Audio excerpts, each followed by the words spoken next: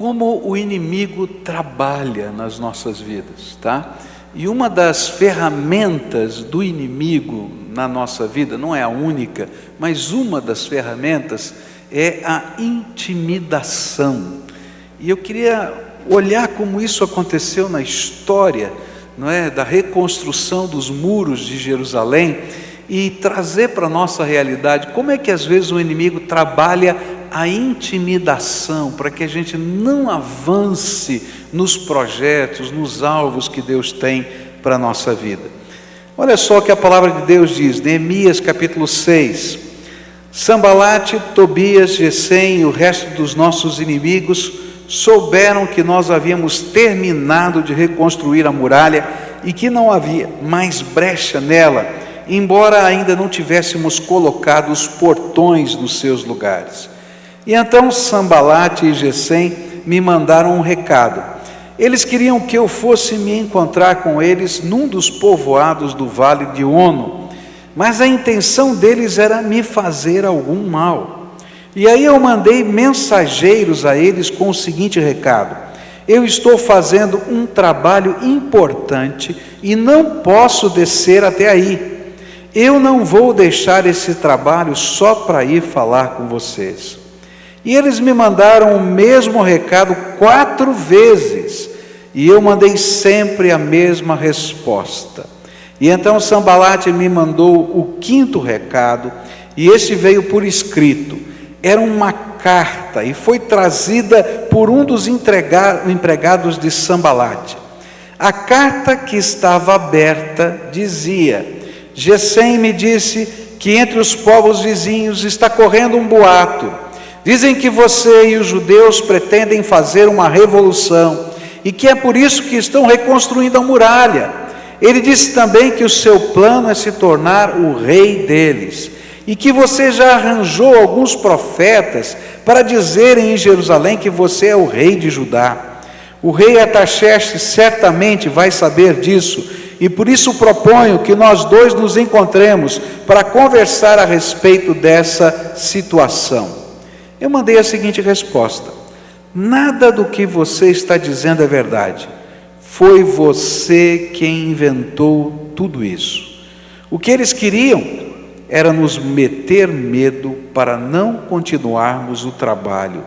Agora, ó Deus, aumenta as minhas forças. Nessa época, Semaías, filho de Delaías e neto de Meetabel, estava proibido de sair de casa. E por isso fui visitá-lo.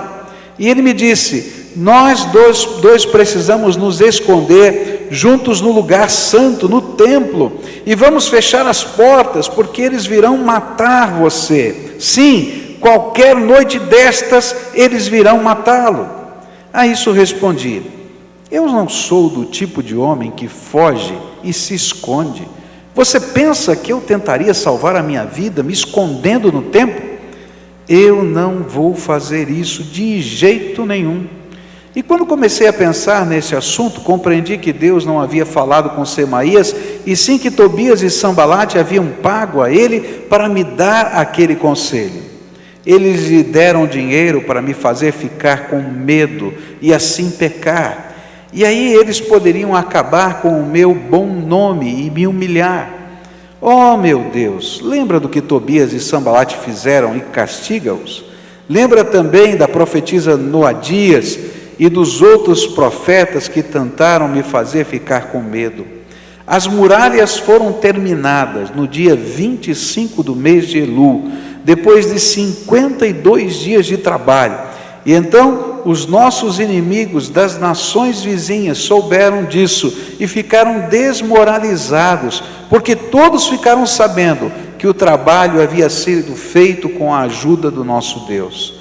Durante esse tempo, as autoridades dos judeus haviam escrito muitas cartas a Tobias e haviam recebido várias cartas dele. Muita gente de Judá estava do lado de Tobias, porque ele era genro de um judeu chamado Secanias, filho de Ará. Além disso, o seu filho Joanã havia casado com a filha de Mesulã, filho de Berequias. E na minha frente falavam das boas coisas que Tobias havia feito e contavam a ele tudo o que eu dizia. E Tobias continuou a me mandar cartas para ver se conseguia me fazer ficar com medo. Querido Senhor, ajuda-nos nessa hora e que a Tua palavra seja aplicada ao nosso coração. Ó Senhor, eu sei que cada um vive uma experiência diferente, cada um, Senhor, está num momento diferente da sua vida, mas nós sabemos que o inimigo tantas vezes tenta nos intimidar, tenta, Senhor, nos fazer parar.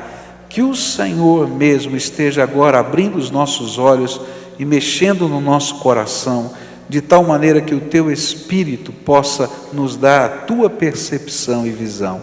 Fala conosco, Pai, é aquilo que oramos em nome de Jesus. Amém e amém. Como o inimigo não consegue nos destruir, ele não pode nos destruir.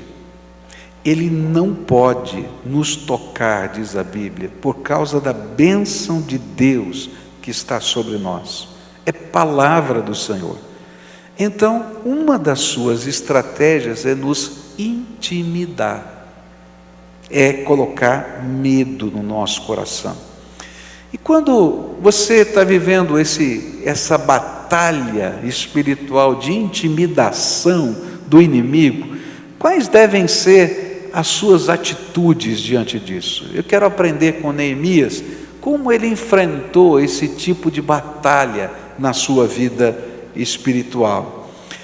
É importante lembrar o que estava acontecendo. Neemias era copeiro do rei, estava lá na Pérsia, e ele ouviu as notícias de que Jerusalém era uma cidade sem muros, cujos ladrões entravam todo o tempo, havia saques, era uma cidade cheia de montões de ruínas, e nada estava acabado, e aquilo estava uma confusão tão grande. E quando ele recebeu as notícias, ele chorou, e começou a orar, e jejuar, e buscar a face de Deus, para saber quando Deus ia restaurar aquela terra.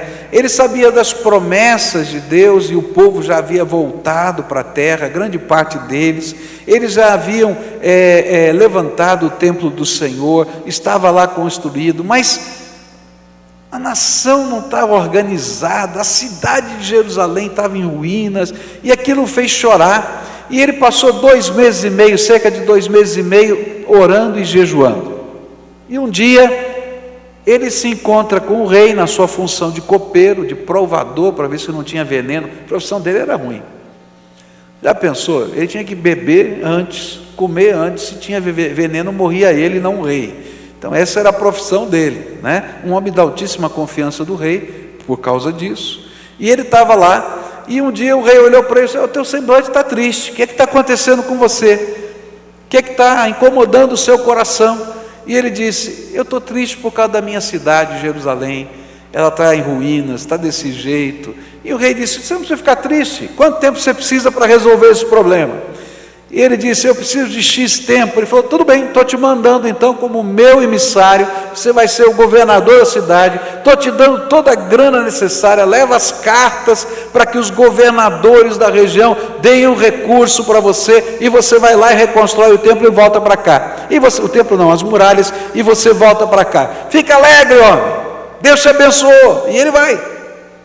E é nesse contexto, eu acho que ele chegou dizendo: oba, maravilha, está tudo pronto, está tudo resolvido, tenho a grana, tenho a autoridade, eu tenho tudo que precisa para fazer essa obra. Mas quando ele chegou lá, ele encontra um tal de Tobias e um tal de Sambalate, que eu vou lhe dizer, ninguém merece esses dois na vida deles. Os dois eram governadores da região de Samaria e não gostaram que veio alguém lá do rei, lá direto da corte, e começaram a armar um monte de ciladas, várias ciladas, e o livro todo vai contando dessas armadilhas, dessas ciladas, dessas coisas todas, e tudo isso tinha um propósito: intimidar Neemias, para que ele não completasse a obra que Deus havia colocado no coração dele. Quando o inimigo tenta nos intimidar, quais devem ser as nossas atitudes? A primeira coisa que eu aprendo com Neemias é o seguinte: se Deus te deu algo para fazer, não pare, a menos que Ele mande você parar. Se Deus te deu algo para fazer, não pare, a menos que Deus te mande parar. Por quê? Porque, queridos, enquanto a gente estiver ouvindo a voz de Deus na nossa vida, podem se levantar leões, podem se levantar muralhas na nossa frente, mas Deus será por nós. E se Deus é por nós, quem será contra nós? Agora, no momento em que eu desobedecer a Deus, quem vai ser contra nós? Ele mesmo. Então a primeira coisa que eu vou aprender com esse homem de Deus é que eu nunca paro de fazer enquanto Deus não mande parar de fazer. O inimigo não pode nos tocar, é promessa de Deus. 1 João 5,18 diz assim: sabemos que os filhos de Deus não continuam pecando, porque o Filho de Deus os guarda e o maligno não pode tocar neles. Então, a arma do inimigo é a intimidação, é encher de medo a nossa alma e ao mesmo tempo deter, mediante o desânimo, aquilo que Deus queria que fosse feito através da nossa vida. E essa era a iniciativa de Tobias, de Sambalate, é isso que eles estavam fazendo.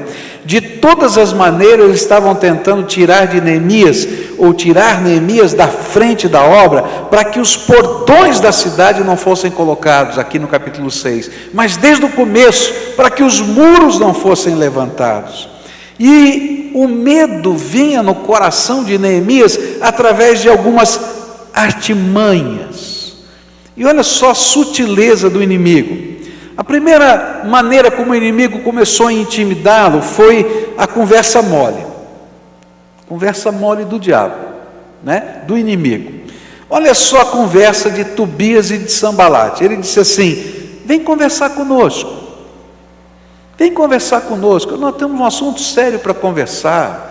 Olha, você está indo muito rápido aí, a coisa está caminhando, vem bater um papo, eu estou interessado em ajudar você. Né? Era conversa mole, mentira. E aí a resposta de Neemias foi muito interessante: eu estou fazendo um trabalho importante e não posso descer até aí, eu não vou deixar esse trabalho só para ir falar com vocês. Eu tenho uma obra tão importante que eu não posso parar essa obra para ouvir conversa mole que vai só atrapalhar a nossa vida. Quando eu cheguei aqui em Curitiba,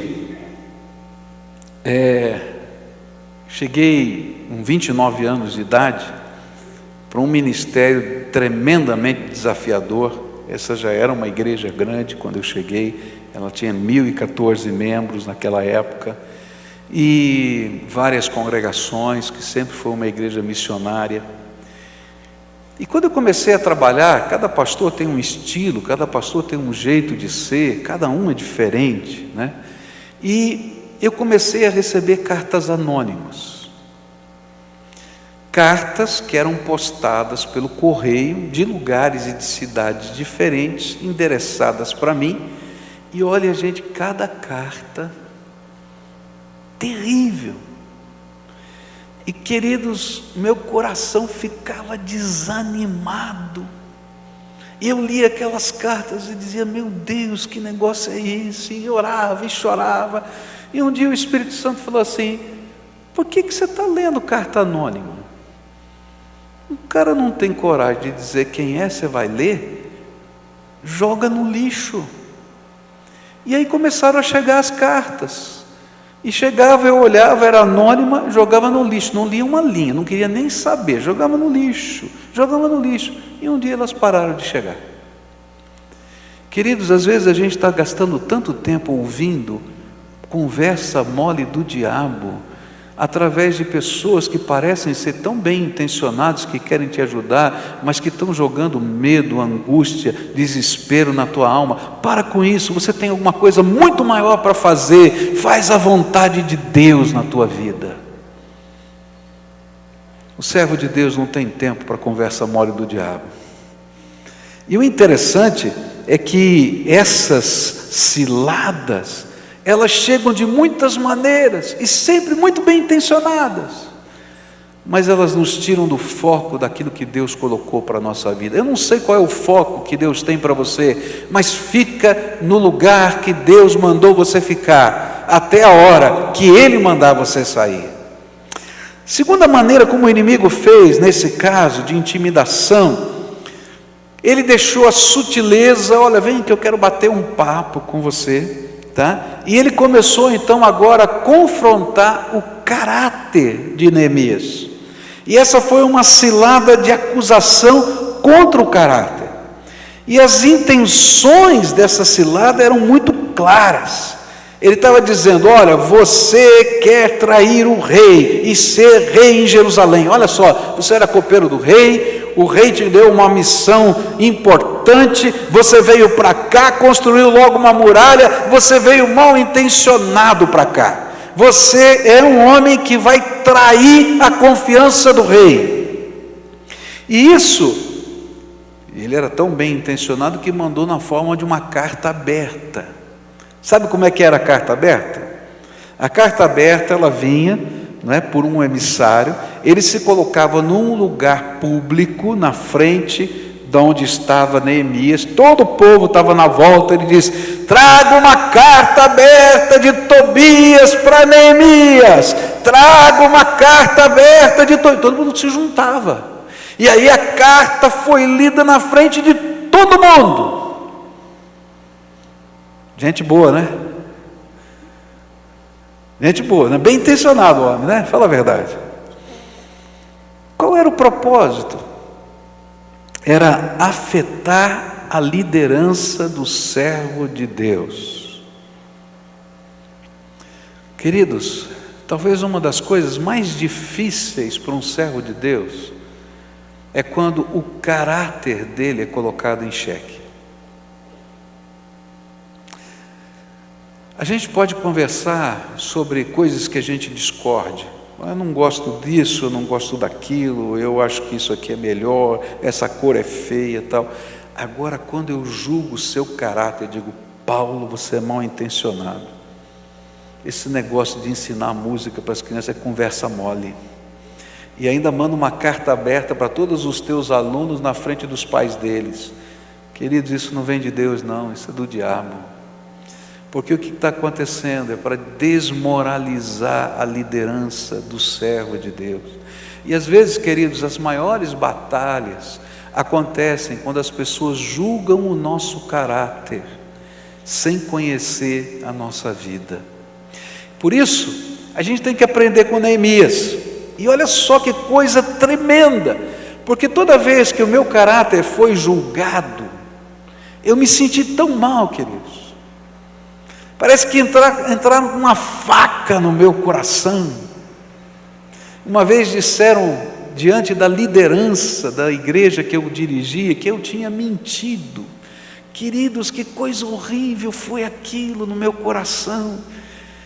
Como aquilo me fez mal. Eu pensava assim: como é que esse povo que conviveu comigo como pastor, que me viu liderando, pode acreditar num negócio desse? Olha só, como é que eu estou mentindo? Eu não estou mentindo, eu sou sério com Deus.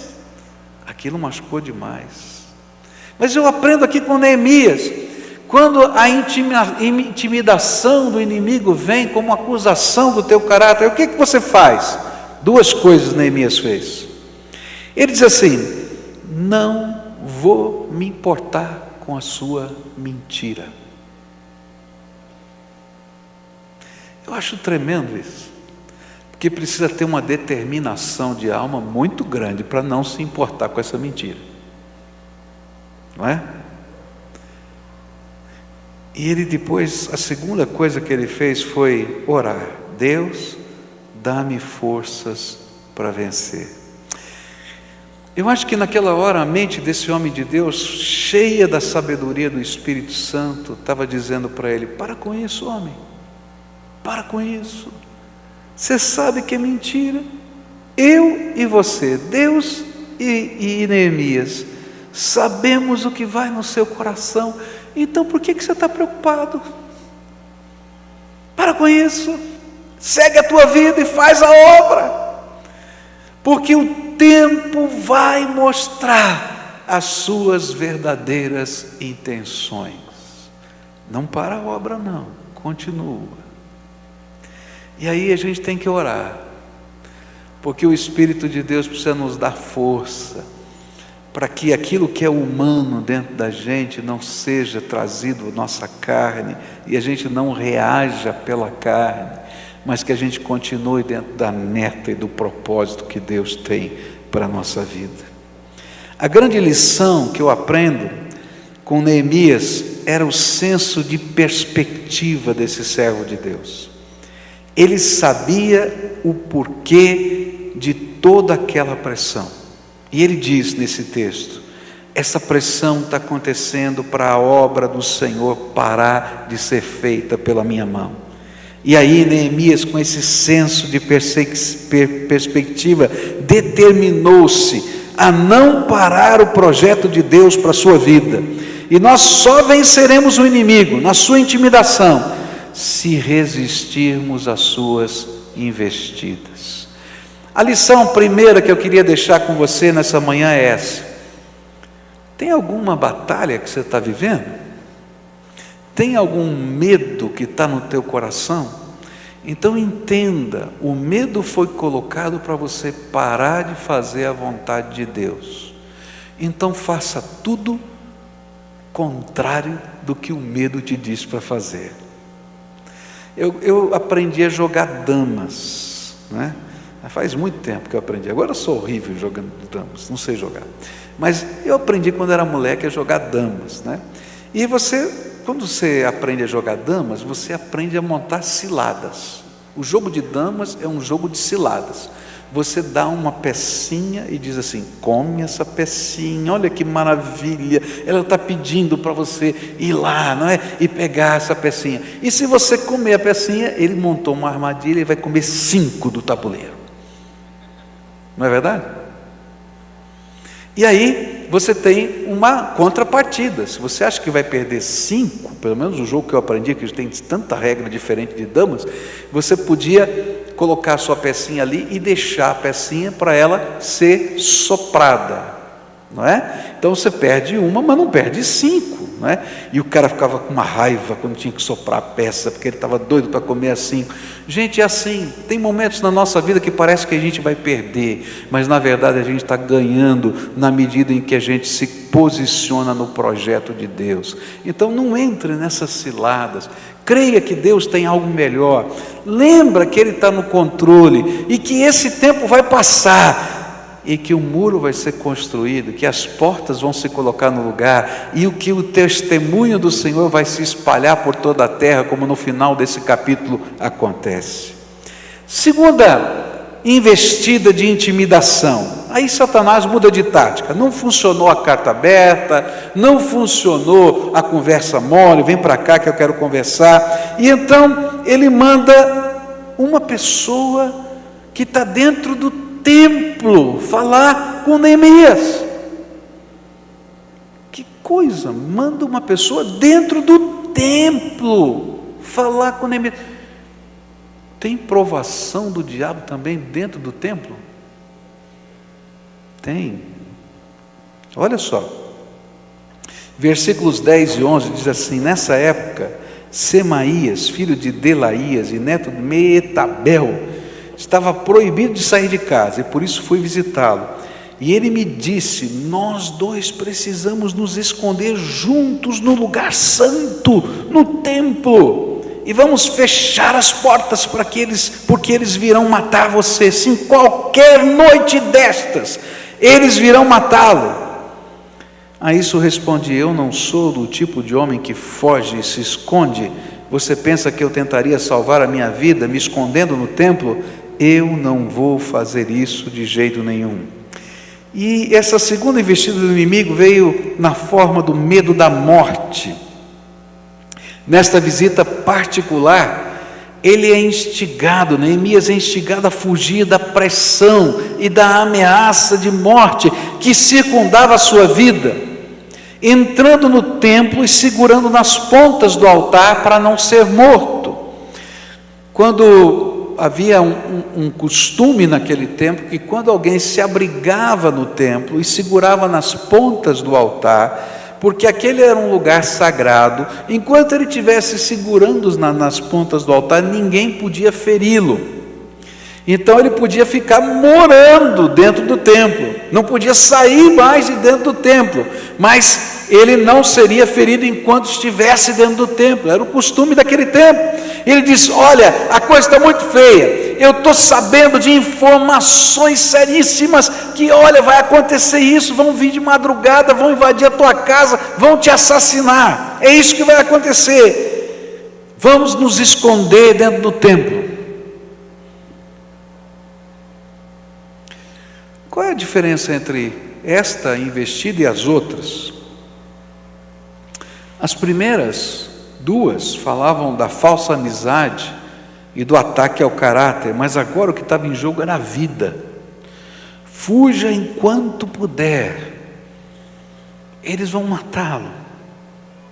Nossa única opção é trancarmos-nos no templo e apelar pela misericórdia de Deus e dos homens. Não existe esperança para nós. Presta atenção nessa expressão. Não existe esperança para nós. Toda vez que você ouvir essa expressão no teu coração, saiba que não veio de Deus. Não existe esperança para nós, não veio de Deus. Porque Deus é o Deus de toda graça, toda misericórdia, toda bênção, toda paz, e Ele tem um plano para a nossa vida, e a esperança faz parte daqueles sentimentos eternos, fé, esperança e amor. Se alguém está dizendo que não tem esperança, não vem de Deus, porque a esperança faz parte do jeitão de Deus trabalhar com a nossa vida, e o que ele estava dizendo é: não tem esperança. Eu não sei se alguém aqui já viveu uma situação de morte, talvez a maioria de nós não tenhamos vivido uma situação de morte, mas certamente eu e você já vivemos situações de completa perda de esperança, onde o único recurso plausível é fugir, se esconder e encontrar um refúgio. Mas aquele refúgio que ele estava buscando, mesmo sendo na casa do Todo-Poderoso, não era o lugar que Deus queria que Neemias estivesse naquele instante. Essa semana foi muito pesada para nós lá em casa. Vocês têm visto que a Cleusa não tem estado conosco aqui, ela tem estado doente. E na semana passada ela foi internada no hospital, na sexta-feira, fez um tratamento bastante agressivo, e sexta, sábado e domingo ficou internada. Domingo à tarde ela saiu do hospital, e quando ela saiu do hospital a gente estava cheio de esperança, que ela ia melhorar, ficar boa já, rápido, e os efeitos colaterais da medicação que ela tomou, que foi fortíssima, começaram a surgir, e não deu ainda para saber se ela melhorou ou não, mas que apareceu, tudo que era possível aparecer de efeito colateral apareceu. E essa semana eu entrei lá no meu escritório para orar, e eu confesso que eu estava muito desanimado, muito desanimado. Eu confesso que passou um monte de pensamento para mim assim: não tem jeito não, está feia a coisa. E aí eu comecei a orar e pedir para Deus falar comigo. O interessante foi que o texto que Deus usou para falar comigo, um dos textos que Deus usou para falar comigo, foi justamente esse de Neemias 6. Então eu estou dizendo para você que esse sermão não é para você, é para mim. Ele nasceu lá naquele escritório, nessa conversa com Deus.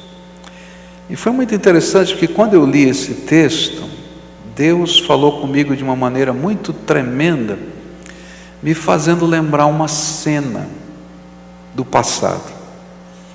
Ele me fez lembrar de um dia que o Michel chegou do treino de judô, ele era garotinho, e ele tinha que estudar para a prova.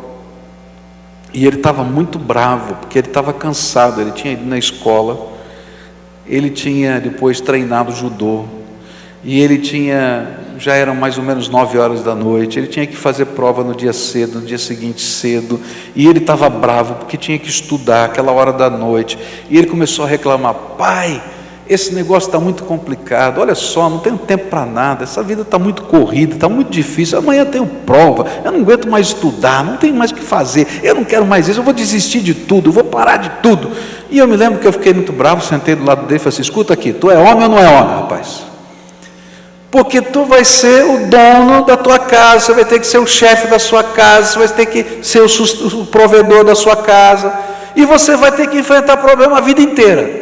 Tá? Isso aqui é fichinha, cara. Isso aqui é fichinha. Vai ter coisa pior na tua vida. E você vai ter que ser aquele que vai conduzir a tua família. Para com isso, rapaz. Nós vamos estudar junto agora. Não importa até que hora. Vou preparar o café, vou ficar sentado do teu lado. Você vai estudando. Eu não entendo nada do que você está fazendo, mas eu vou ficar aqui do teu lado. E a gente vai até o fim. E amanhã você vai sair bem nessa prova e tal, aquela coisa toda. E foi assim. Fiquei lá tomando café, batendo papo, ele estudando e fazendo companhia para ele. Ele fez a prova no dia seguinte, tirou 10. Maravilha. Que bênção. E aí o Espírito Santo falou assim: você lembra do Michel? Agora sou eu. Ô homem, levanta a tua cabeça aí agora. E aí o Espírito Santo de Deus me falou assim de uma maneira muito clara no coração: não adianta a gente fugir das lutas que vêm na nossa vida, porque há um Deus Todo-Poderoso que continua no controle, mesmo quando a gente não consegue entender nada. E o que a gente tem que fazer é estar exatamente no lugar que Deus quer que a gente esteja, naquela hora e naquele momento. Porque toda e qualquer batalha que venha sobre nós, o inimigo tem propósitos de nos desviar do alvo que ele colocou, que Deus colocou para a nossa vida. Eu estava lá e estava pensando, sabe de uma coisa? Vou levantar minha cabeça e vou andar, porque Deus não me disse que terminou a minha obra. Eu vou completar a obra que Deus tem para a minha vida, e você vai completar a tua, porque o Senhor tem um plano para a minha vida e para a sua vida. E às vezes as coisas são ditas dentro do templo. Lembra de Pedro falando com Jesus? Jesus fala sobre a cruz, não é? E Pedro diz assim: Senhor, esse sermão que o Senhor pregou é muito ruim, prega um sermão melhorzinho, você vai ver, faz umas multiplicações de pães aí, que a coisa vai bombar, a igreja vai crescer. E aí Jesus olha para Pedro e diz assim: arreda-te de mim, Satanás. Porque você não está falando como Deus pensa, você está falando como os homens pensam. Quando é que esse medo trabalha no nosso coração? Ele trabalha quando, às vezes, até dentro do templo, pessoas não estão falando segundo a vontade de Deus, mas falando sobre o senso comum, como a gente pode resolver os problemas da vida. Queridos, o senso comum não vai resolver os problemas da nossa vida. Nós precisamos da graça de Jesus no nosso coração. Essa é a nossa certeza. Lembra que a tua vida está nas mãos do Todo-Poderoso. A terceira e última coisa que eu queria deixar para você nessa manhã é que Todas essas coisas estão acontecendo e Neemias está nos ensinando pelas suas atitudes que ele tem que terminar a obra que Deus tem, que ele não vai fugir dos desafios de Deus, mas há uma coisa que nós precisamos buscar de Deus. Nós precisamos buscar o discernimento do Espírito Santo. E é interessante os versículos 12 a 14, quando diz assim: quando comecei a pensar nesse assunto, compreendi que Deus não havia falado com Semaías, e sim que Tobias e Sambalate haviam pago a ele para me dar aquele conselho. Eles lhe deram dinheiro para me fazer ficar com medo e assim pecar, e aí eles poderiam acabar com o meu bom nome e me humilhar. Oh meu Deus, lembra do que Tobias e Sambalate fizeram e castiga-os. Lembra também da profetisa Noadias e dos outros profetas que tentaram me fazer ficar com medo. A terceira maneira que o inimigo usa para nos intimidar e fazer com que abandonemos a missão de Deus na nossa vida é a falsa profecia. São essas vozes dentro do templo, e nós precisamos do discernimento de Deus. Agora, como é que o discernimento de Deus vem sobre nós, queridos? O discernimento de Deus não vem da nossa experiência. O discernimento de Deus não vem quando a gente copia modelos que já estão prontos. O discernimento de Deus vem quando a gente se conecta com o Altíssimo. O discernimento de Deus vem quando a voz do Espírito fala ao nosso coração. E a gente tem convicções na nossa alma. Não importa quem seja o profeta, o que importa é que a voz do Senhor fale primeiro ao seu coração. Se Deus não falou com você, tem alguma coisa errada, porque você é filho dele, e pai não manda recado para filho. Ele pode confirmar a mensagem que ele já deu para o seu filho, através da experiência de alguém, do testemunho de outra pessoa, mas ele fala conosco. E a palavra de Deus nos ensina que a gente tem que buscar a face do Senhor, e que o Senhor vai falar conosco. Deus fala conosco. Tem muita gente às vezes que vem trazer uma palavra profética para mim. Pastor, eu tenho uma mensagem de Deus para o senhor. Então diga, se é do Senhor, vai ser bem-vinda. Agora, se não for, eu devolvo. É sua, né? E eu me lembro de uma. Tem uma palavra profética para o senhor vai morrer daqui a alguns meses. Ou coisa ruim. Prepara a sua casa, que o senhor vai morrer daqui a alguns meses. É interessante esses negócios, né? A pessoa marcou hora no meu gabinete, né? Esperou a agenda, vai dizer, eu tenho uma mensagem, o senhor vai morrer daqui a alguns meses. É a vida. Mas Deus não tinha falado nada comigo. Eu comecei a orar, falei, Senhor, e agora? Que negócio é esse? Vou morrer? Vou não morrer? Faço seguro de vida? Não faço? O que eu tenho que fazer? Eu estou falando sério, não estou brincando não. Aí o Espírito Santo de Deus dá discernimento. Assim, essa palavra não é minha não, filho. Não para de fazer o que eu mandei você fazer. Passou a data da morte, porque era em setembro que eu ia morrer. Não, passou a data da morte. Eu falei, aleluia, Senhor, graças a Deus, já passou setembro. Gente, a gente precisa ter discernimento de Deus. Nem toda palavra que é dita em nome do Senhor é bênção para a nossa vida. E qual é a palavra que é bênção? Aquela que Deus testifica no nosso coração, porque Ele, como Pai, fala conosco. Então dobra o teu joelho, fala direto com Deus, porque o Deus Todo-Poderoso é aquele que vai ministrar na tua vida. E a graça do Senhor é suficiente para nós. Então, quando você tem as suas lutas, os seus medos, os seus desafios, tranca a porta do quarto, fala: Deus, eu vim aqui conversar com o Senhor, mas o Senhor tem que conversar comigo. E sabe, esse Deus Todo-Poderoso fala com a gente, toca o nosso coração, ministra na nossa vida e nos dá discernimento. E aí a gente vai dizer: Senhor, tá bom, eu vou seguir esse caminho. E olha, quando Deus te der discernimento espiritual, escute. Por quê? Porque Deus sabe o que faz. E o jeito dele funciona. Alguns anos atrás nós tivemos um problema aqui na igreja. Nós tivemos uma acusação moral contra um pastor. É muito difícil você lidar com isso. O que a gente faz numa situação? É uma palavra contra outra palavra. Você não tem testemunha, você não tem nada. O que a gente faz nessa situação?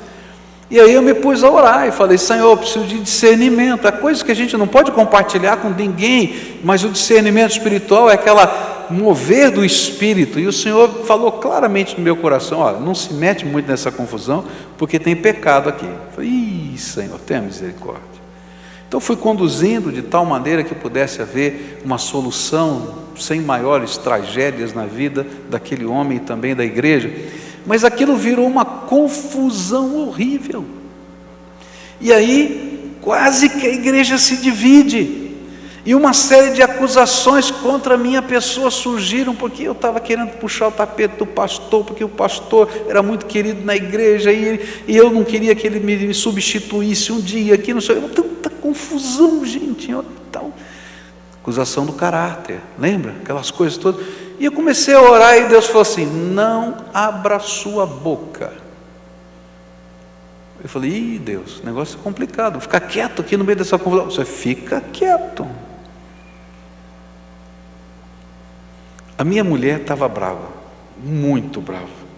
Ele dizia: você não vai falar nada? Eu falei: não, Deus mandou ficar quieto. Para com isso. Mas olha, não pode, tem que dar uma... Não, Deus falou para ficar quieto. E você fica quieto também.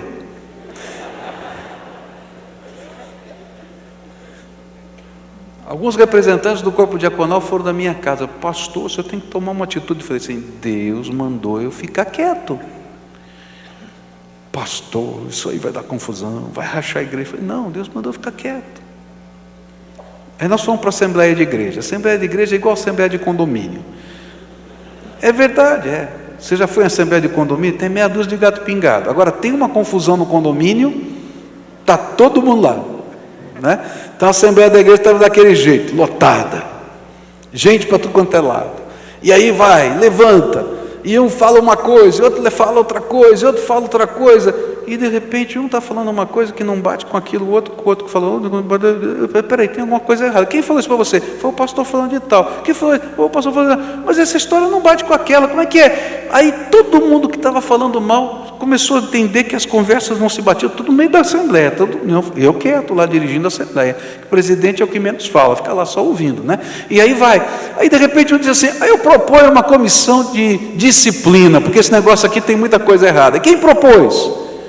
O grupo que estava achando que estava tudo errado. E houve conciliação, e a gente não perdeu um membro da igreja, porque Deus estava por trás de todas as coisas. Toma cuidado para você não agir no seu temperamento, na tua sabedoria, na tua força. Você precisa do discernimento de Deus. Quando vem problemas, quando vem batalhas, quando vem lutas, não haja na tua têmpera, na tua força, haja pelo poder do Espírito. A Bíblia diz: não é por força nem por violência, mas pelo meu Espírito, diz o Senhor dos Exércitos. Se a gente está no centro da vontade de Deus, ninguém vai tirar a gente do projeto que Deus tem para que a gente faça, e a gente vai completar a obra que Deus preparou para a nossa vida. Eu queria orar com você nessa manhã. Eu não sei qual é a batalha que você está vivendo. Eu sei a minha, eu não sei a sua. Mas eu sei qual é a resposta. Não olha nem para a direita nem para a esquerda, porque não é dali que vem o socorro. O salmista diz que ele olhou para os montes onde ficavam os ídolos e ele disse: não é de lá que vem o meu socorro. O meu socorro vem do Senhor. O meu socorro vem do Senhor. Se o teu caráter está sendo colocado em xeque, coloca no centro da vontade o que Deus tem para fazer na tua vida. Não dá bola para as mentiras e pede força para Deus. Se tem gente querendo te aconselhar, mas que não tem boas intenções, não perca tempo. Você vai gastar a tua angústia, o teu tempo vai se envolver em angústia. Se tem carta anônima, sei lá se usa isso ainda, mas não interessa. Se colocar uma coisa tua no Facebook, não fica arrumando encrenca, deleta do teu Facebook em nome de Jesus. Para com isso. Não perde o teu tempo. Pergunta para Deus qual é o propósito dele para a tua vida.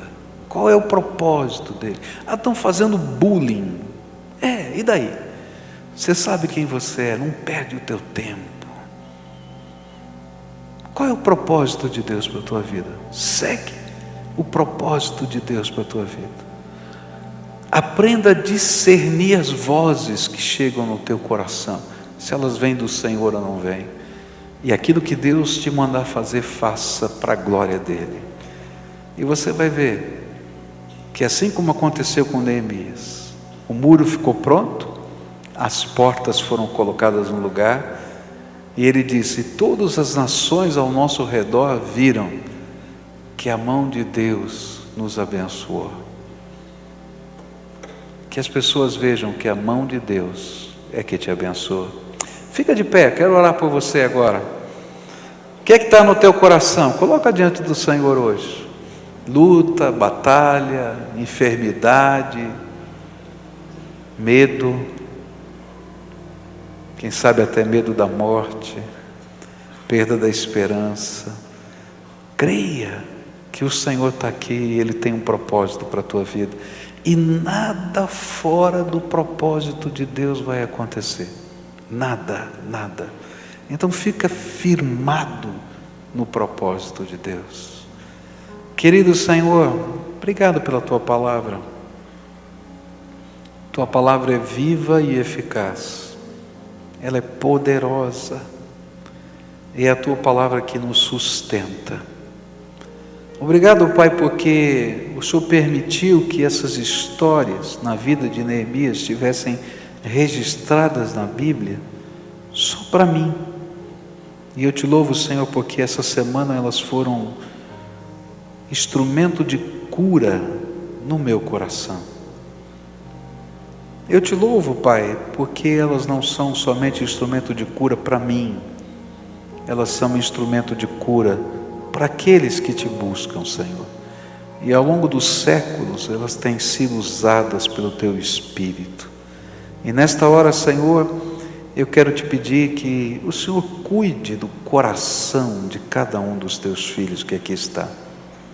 Que o Senhor derrame a Tua graça, que as misericórdias do Senhor se renovem, que a alegria do Senhor preencha a alma, e que o Senhor esteja no controle de cada um, de cada vida, de cada um aqui, Senhor. Ó Pai, que a desesperança vá embora e a certeza de que o Senhor nos ama preenche o nosso coração. É em nome de Jesus que oramos. Amém.